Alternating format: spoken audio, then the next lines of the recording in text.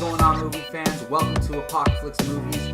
I am Jacob Bartley, and this is my classic review for Superman the movie, the 1978 film directed by Richard Donner, which was kind of the first big live-action superhero movie that really worked, and it kind of set the tone leading into the Batman movie getting made and getting the Blade movies made and the X-Men movies made and the Spider-Man movies made. It all started with Superman the movie, and I watched this movie when I was a kid, but I didn't watch it in a long time until I previously watched it. And I went and bought it on DVD. I'm like, man, I really need to catch up on some of the classic superhero films. And I for the time, this movie is incredible. Like, nowadays you could say, yeah, it's super cheesy. Before I get into why, spoilers, movie's been out for a long time, so I am talking spoilers if you haven't seen it, if you care about that thing, so you have been warned. But Superman spinning around the world to save Lois Lane and turn back time, that would never happen in a movie today. But back then, it worked. And I just love the tone of this movie and the way Clark Kent is presented, played by Christopher Reeves. I love this. And a lot of people say, oh, they want Henry Cavill to be like Christopher Reeves, but I disagree. I think Christopher Reeves is amazing for these, at least the first two Superman movies. Christopher Reeves is amazing as Clark Kent, as Superman, but we need a modern day Superman, and Henry Cavill is perfect for that.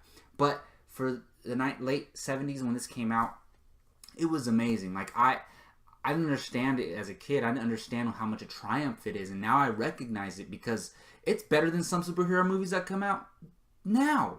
Like, it's better. It's probably a better film than, Suicide. I mean, it is a better film than Suicide Squad. There's no doubt about that. But, like, a lot of people would say it's better than Man of Steel. I don't think so, but a lot of people would say that.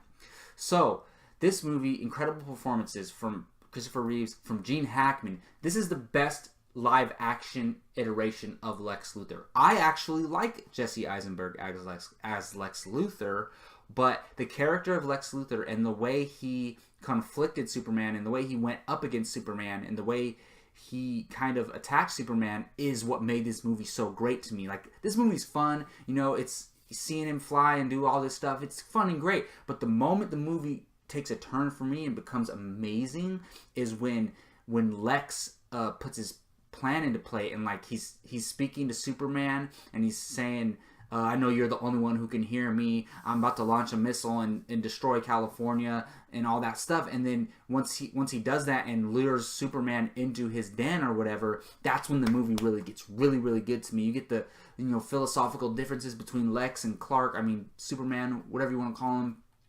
And yeah, all of that stuff was amazing. Like, I love Lex Luthor as a villain because he doesn't have to physically fight Superman. He outsmarts him and uses technology and information and intelligence to beat Superman, and he almost beats him in this movie. I mean, of course, Superman saves the day at the end, but I thought the way this movie is portrayed for being a movie in the 70s, like, it's an amazing film, and it makes me like kind of wish I was like 15 in the 70s, because imagine like Star Wars comes out and then Superman, like that. How great was it to be like alive and aware of these movies when they came out? That sounds awesome to me. I mean, I'm glad I live in this era, obviously the best the comic book genre has ever seen, but it would have been really cool to experience that.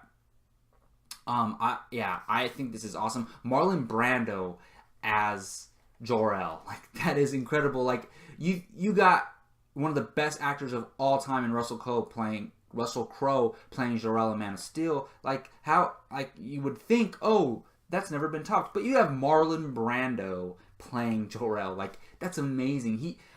Think about this. Like, nowadays we talk about actors like, but until recently, big, like, successful, actors wouldn't go into the comic book genre. And now, lately, they have been. But Marlon Brando is the Godfather, and he agreed to be in a Superman movie and play Jor-El. Like, that is incredible to me. I mean, overall, you have those cheesy elements. If this movie came out today and it was presented the same exact way, I would have a lot of problems with it, like flying back in time. Even if Superman is capable of that, that's cheesy. Like, Lois Lane dies and brings her back to life that way. That would be cheesy. But for back then, it definitely works.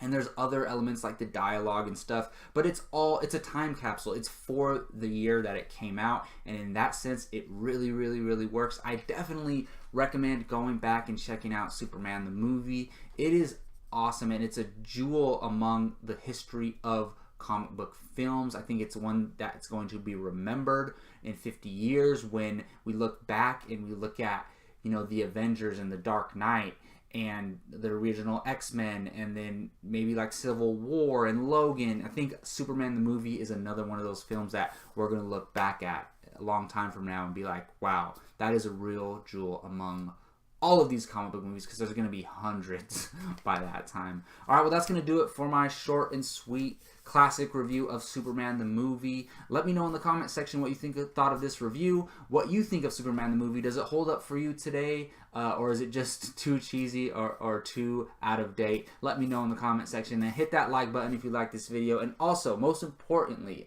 if you like all things film, Star Wars, superheroes, all that stuff, subscribe to Apocalypse Movies. We are doing a lot of cool stuff here. Again, I am Jacob Bartley. Thank you all for watching. Until next time, take care.